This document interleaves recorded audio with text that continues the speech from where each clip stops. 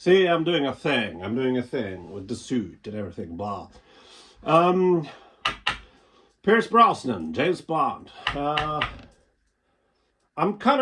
made a video about The World's Not Enough and then Die Another Day. I've made a video about GoldenEye, but that is like 1 hour long. Nobody's gonna watch that. And that's fine, I understand. I'm keeping the video shorter now. But I got some responses, some comments. That I understand there's a lot of love for The World Is Not Enough. Not so much Die Another Day, because that one sucks. And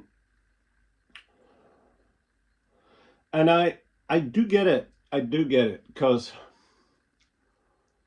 The World Is Not Enough has a lot of interesting things in it.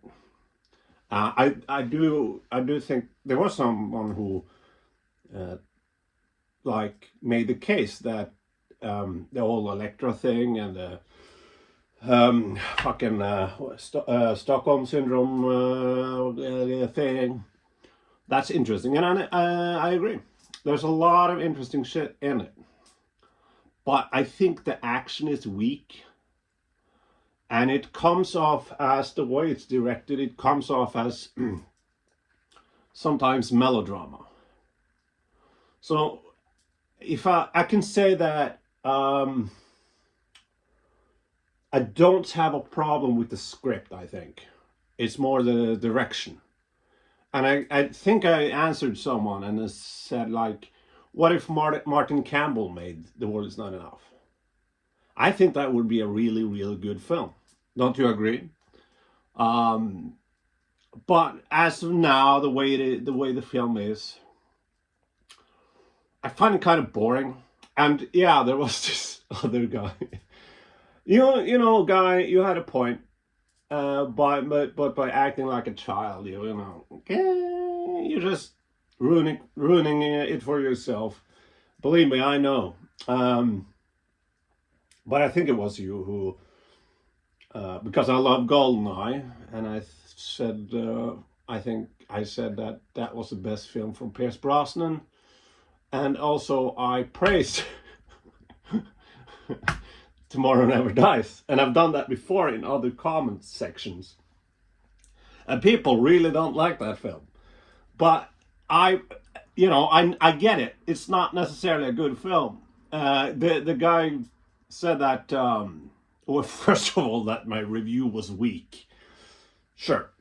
Sure. I'm not pretending that I review films. I don't like the word either. I like to talk about films. And that the Tomorrow Never Dies was a Pierce Brosnan. Roger Moore film. And I agree. But I love schlock. I love action schlock, and for me personally, that might be a favorite of mine of Pierce Brosnan, because it's schlock. And the guy, I don't know if it was you or someone else, said that GoldenEye was uneven, didn't know what he wanted to do, if he wanted to be serious or more like Tomorrow Never Dies. I agree. That's a good point. I agree. My ex saw GoldenEye, and she wasn't that into it, but she was very much into Tomorrow Never Dies. It could be the case. It could that I grew up with GoldenEye and it's nostalgia. That could be the case. And I'll say this, I loved GoldenEye more before than I do now. I get what you're saying. Sometimes I prefer Tomorrow Never Dies. But come on. GoldenEye has the tank scene and everything, and that is cool. But The World Is Not Enough is more annoying because it's a missed opportunity. It should have been more serious, more gritty. Like the direction, I have a problem with the direction. It's too melodramatic, too Sunday. The movie feels like a long Sunday. Everything happens on a Sunday. It's like, um, and I like the scene with the skiing and the fucking things. The caviar or oil fucking thing. I don't remember what it was. The helicopters with the that's cool, but again, the action kind of forgettable if you ask me. The boat is coolish. Die Another Day. Die Another Day. As I said in the review, review. In the as I said when I talked about Die Another Day, then I film myself watching it. I sometimes do that. I somewhat enjoyed the first half. It reminded me kind of The World's Not Enough, and I might have said that I like this better than The World's Not Enough, the first part. But nah, well, maybe as much, because Die Another Day has interesting ideas too. That he's torturing in North Korea and everything. That's interesting. And I love seeing James Bond in Cuba. But then the whole DNA, whatever gene thing, changing your face, and the invisible car. It feels like kind of grounded and serious at first, and then it's like, what the fuck is happening? The action is shitty, CGI, and fucking terrible. But yeah, The World Is Not Enough, for me, is a missed opportunity. I see a good film in there, but I don't like the execution that much, if that makes sense. I haven't seen the old James Bond films, oh god damn it, in forever. I'm kind of scared to watch them. I am, and that's not because I don't like older movies. I love Hitchcock. I love older. One of my favorite movies is Once Upon a Time in the West, 1968. So it's not the old movie thing. It's just, I don't know. Well, yeah, maybe I'll see them. Whatever. I do, as a lot of people,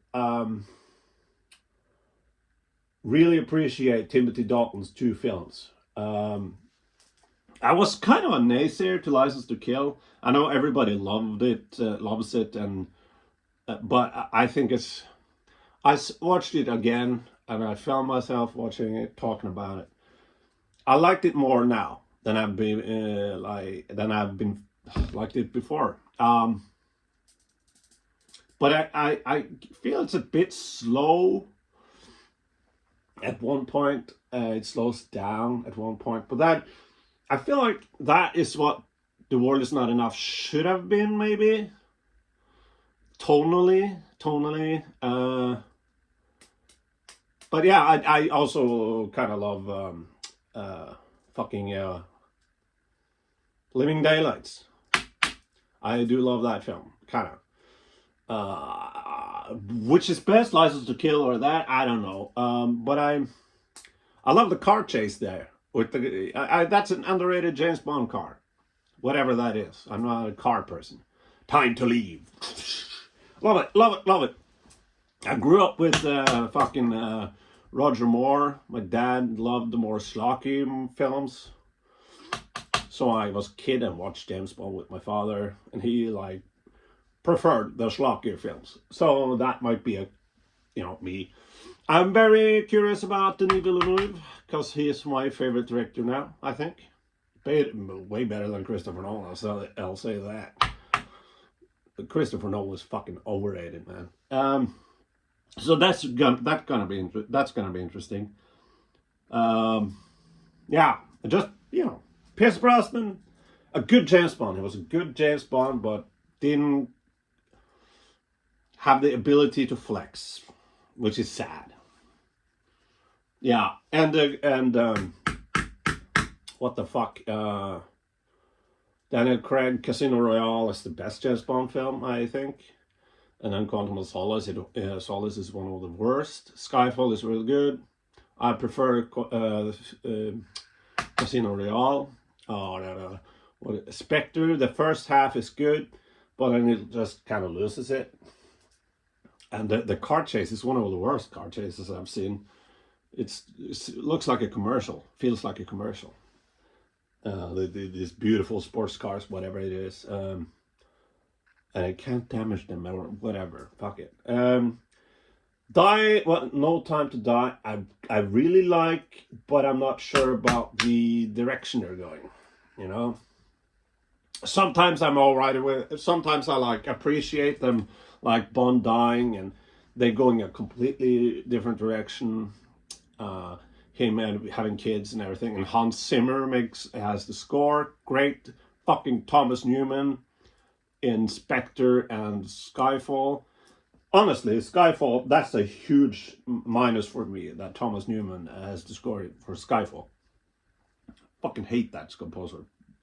Everything he does is the same fucking thing. Oh, it's beautiful. Yeah, he's done it 100 times now. Anyway.